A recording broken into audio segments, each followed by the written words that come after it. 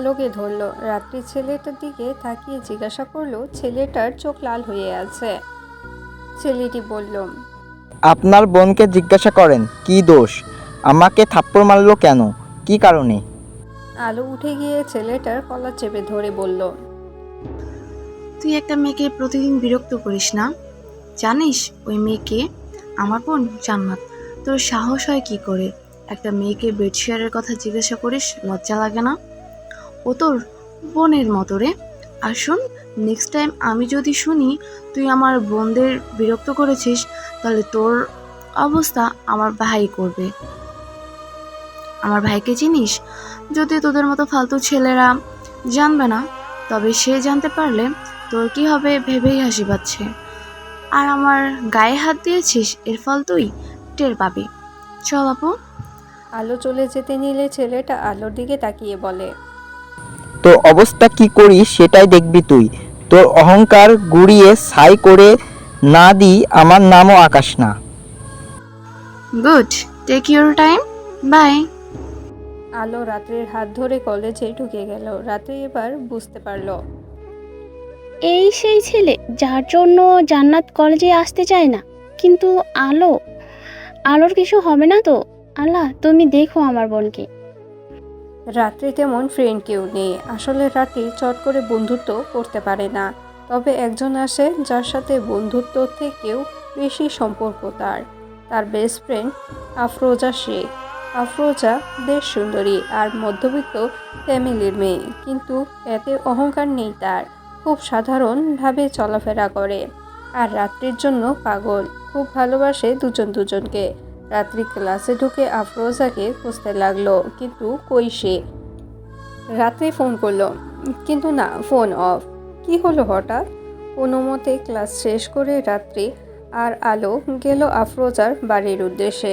20 মিনিটের মধ্যে পৌঁছে গেল। বাড়ির বাহিরে কলিং বেল বাজায় আলো, কিন্তু কেউ আসে না। তাই এবার দরজা ধাক্কাতে গিয়ে দেখে দরজা খোলা। আলো বলল, আপু, আমার কিন্তু ভয় লাগছে।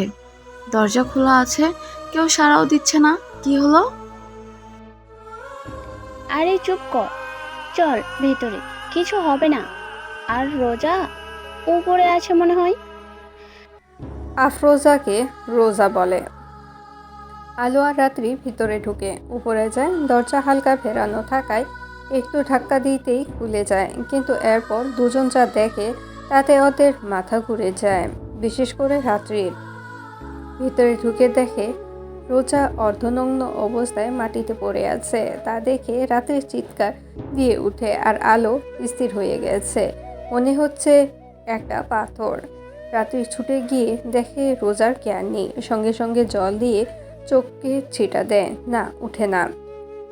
আলোর চোখ যায় রোজার মাথা দিয়ে, রক্তে লাল হয়ে আছে ওর চুলগুলো। আলো এগিয়ে এসে রাত্রিকে বলে, আ আ আপু,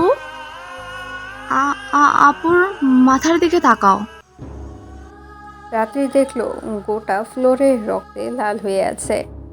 রাত্রি আলোকে বলে, আলো, জলদি ওকে হাসপাতালে নিয়ে যাওয়া লাগবে। তুই একটা গাড়ি ডাক। যা যা, লেট করলে আমার রোজা বাঁচবে না। আলো বেরিয়ে গেল গাড়ি খুঁজতে। পড়ে থাকলো রোজা আর রাত্রি। রাত্রি রোজাকে বলছে, কি হয়েছিল রোজা? কে করলো তোর সাথে এমন নোংরা কাজ? বল না রোজা, প্লিজ বল। কেঁদে। রাত্রির কাঁদতে কাঁদতে খেয়াল করে মেঝেতে একটা ঘড়ি পড়ে আছে। রাতে উঠে গিয়ে ঘড়িটি হাতে নেয়। তারপর কি মনে করে আসতেই আনমনে বলে উঠে, শান্ত ভাই, নাকি আমার ভুল হচ্ছে? কিন্তু রোজার সাথে ওনার কি স্বার্থ আছে? রাত্রি এসব ভাবতে ভাবতেই আলো এলো। এসে আলো বলল, চল আপু, নিচে গাড়ি দাঁড়িয়ে আছে, আয় ফার্স্ট। রাত্রি আর আলো রোজাকে নিয়ে নেমে গাড়িতে বসালো। উদ্দেশ্য সিটি হসপিটাল। অন্যদিকে তুই আমার সাথে লাগতে গিয়েছিলি তাই না? দেখ এখন কেমন লাগে। তবে যাই বলি না কেন, মালগুলো দারুণ ছিল। কাল সকালে হেডলাইন হবে। আহা, কি যে আনন্দ! উফ! ডেভিড হাসি দিয়ে বলে উঠে একজন। রাত্রি আর আলো তাড়াতাড়ি হাসপাতালে এসে ডাক্তারের খোঁজ করে। আর কিছুক্ষণ পর ডাক্তার এসে রোজাকে ওটিতে নিয়ে যায়। রাত্রি শুধু দেখতে থাকে রোজাকে নিয়ে যাওয়াটা। আর আলো ও আফরোজাকে খুব ভালোবাসে, তাই ওর কম কষ্ট হচ্ছে না। রাত্রি ফাঁড়িতে ফোন করে জানায় আজ আস্তে আস্তে রাতও হয়ে যেতে পারে, কেউ যেন ওর জন্য অপেক্ষা না থাকে। সুমাইয়া বেগম জিজ্ঞাসা করলে বলে, আম্মু আমি বিজি আছি, বাই।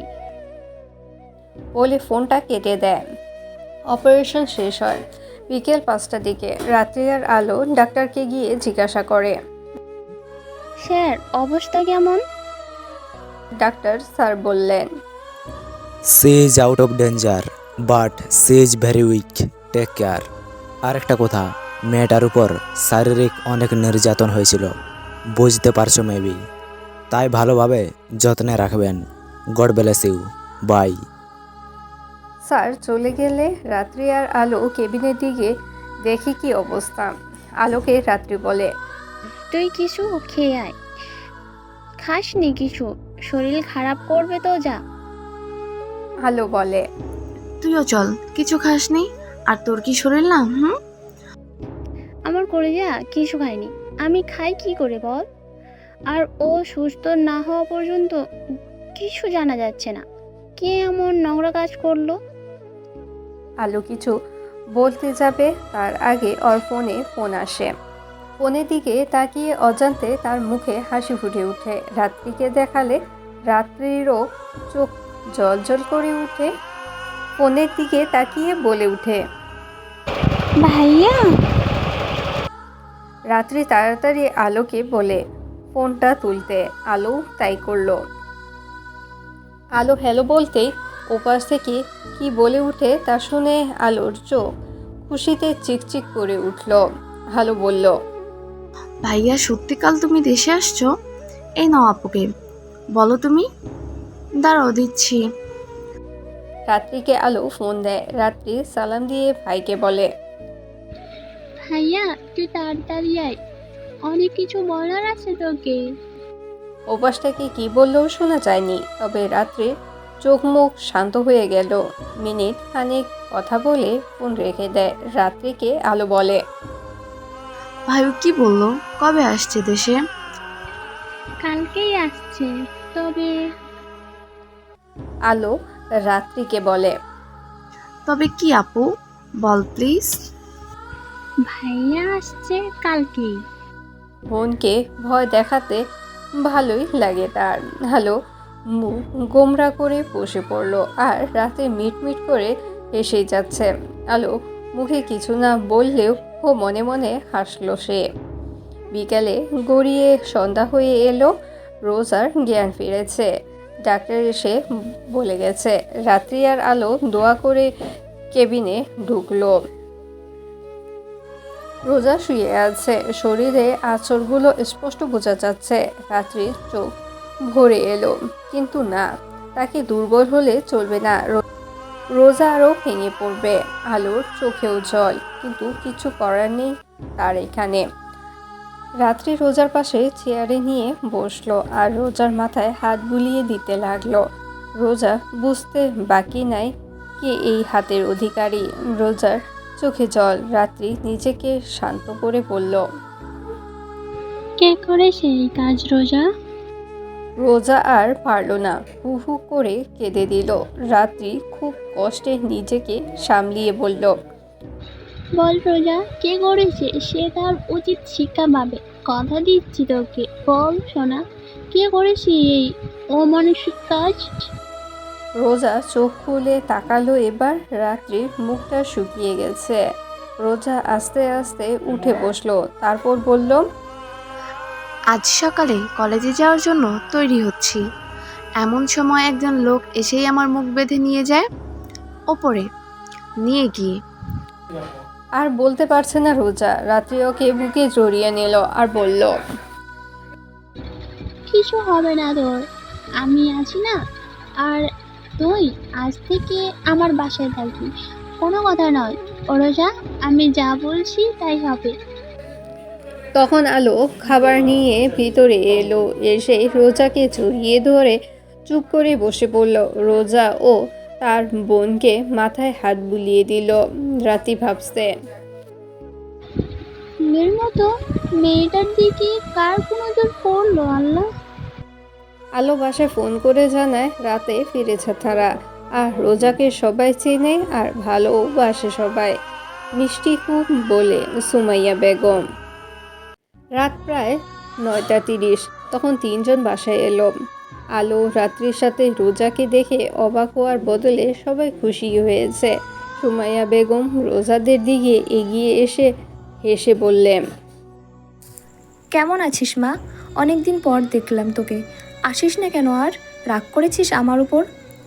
রোজা সুমাইয়া বেগমকে জড়িয়ে ধরে বললে, মায়ের ওপর সন্তানের কি রাগ থাকে বলো? সময় পাইনি মামুনি, না হলে আসতাম। সুমাইয়া বেগম রোজার কপালে চুমু দিয়ে বলে। আচ্ছা যা, ফ্রেশ হয়ে আয়, খেতে দিই তোদের। রোজাও সবাইকে সালাম দিয়ে রাত্রিদের রুমে গেল। রাতে খাওয়া দাওয়া শেষে 6জন ছাদে আড্ডা দিচ্ছে। জান্নাত, রাত্রি, আলো, রোজা আর মেহেরুন। আবিরা পশু ভাই এর বিয়ে, তাই এখানেই আছে ওরা। রাতে সবাই মিলে আড্ডা দিল। রোজার মনও ভালো হয় এই বাসায় আসলে। সবাই আনন্দে থাকে, কি সুন্দর। রোজা, আলো, রাত্রি এক ঘরে শুবে, তাই বিছানা করছে আলো অন্যদিকে।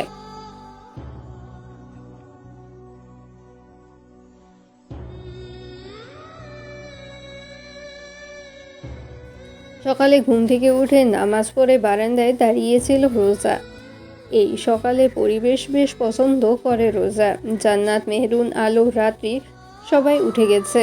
জান্নাত আর আবিরা দৌড়াদৌড়ি খেলছিল বাগানে। রোজাকেও নিয়ে এসেছে। রোজাও দৌড়াচ্ছে আর হাসছে, একদম বাচ্চা লাগছে ওকে। হঠাৎ রোজা আহ বলে চিৎকার দিয়ে উঠল। আম্মু, আমার পা ভেঙে গেল গো আল্লাহ! কই তুমি? বলেই কেঁদে দিল। সুমাইয়া বেগম, আলো, রাত্রি সবাই জড়ো হয়ে গিয়েছে এতক্ষণে। রাত্রি দৌড়িয়ে গেল রোজার কাছে।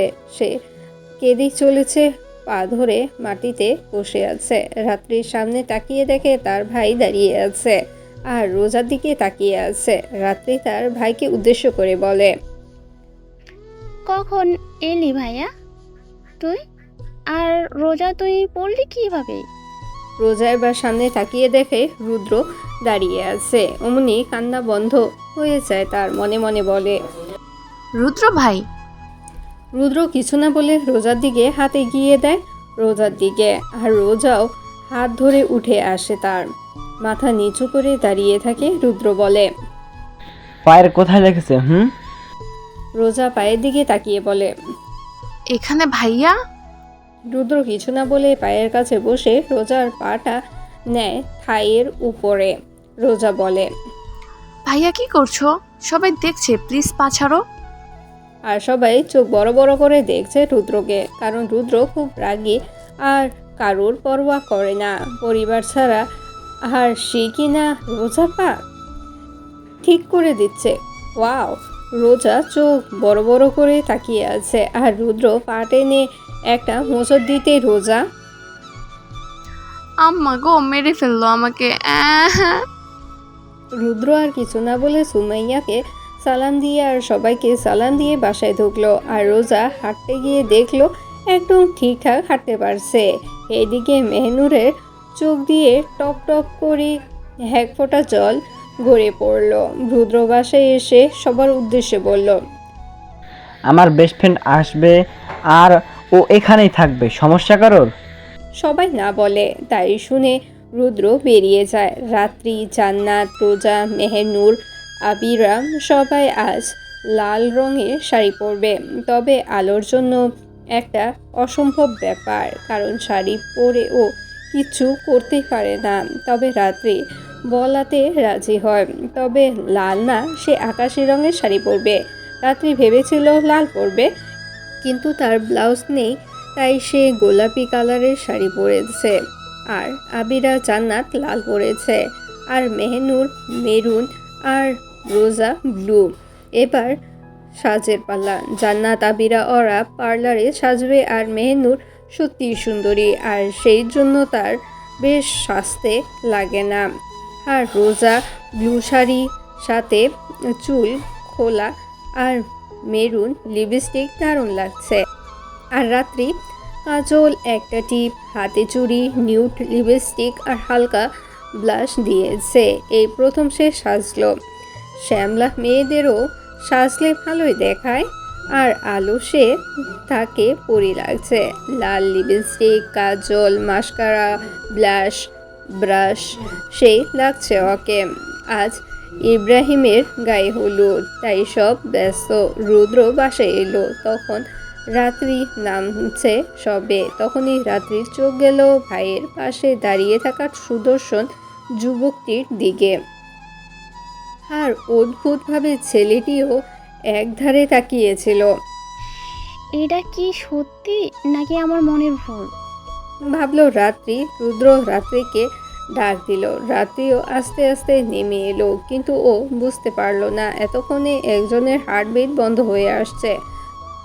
তার প্রিয়সীকে এই সাজে দেখলে কোনো ভালোবাসার মানুষ ঠিক থাকতে পারে না। রিয়ান পারে না, পারতেও চায় না। সে চায় তার এই চোখটা বরাদ্দ থাকুক। রাত্রি নেমে এসে রুদ্রকে বলল। বলো কি বলবে?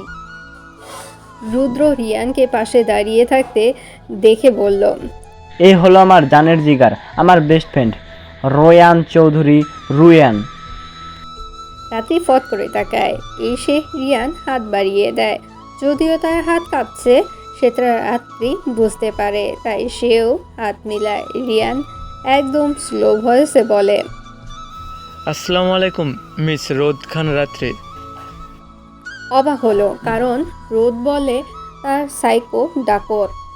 তাহলে কি? না না, অসম্ভব, হয়তো ভাইয়া বলেছে।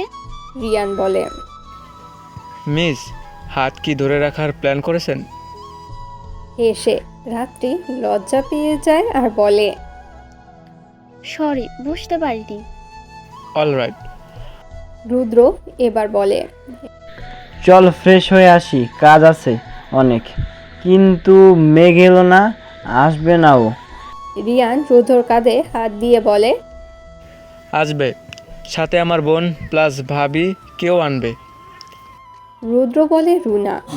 রিয়ান আর রাত্রি আসছি বলে চলে আসে। গায়ে হলুদ দিয়া হলে সবাই নাচ করছে, তবে আলোর পাত্তা নেই। ওই সে এইদিকে রাত্রির শাড়ির কুচি আলগা হয়ে আসছিল বলে উপরে আসে। সাথে সাথে তার রুম অন্ধকার হয়ে যায়। রাত্রি কিছু বলতে যাবে, আগে কেউ একজন তার ঠোঁটজোড়া দখল করে নেয়। রাত্রি বুঝতে পারে এ আর কেউ না, সেই আগন্তুক। অনেক চেষ্টা করেও পারল না ছাড়াতে। ঠোঁটের ছোঁয়া না পেয়ে চোখ খুলে তাকায় সে। তার হাতে একটা চিঠি। কার চিঠি? কে বা দিল? আর কে সে আগন্তুক?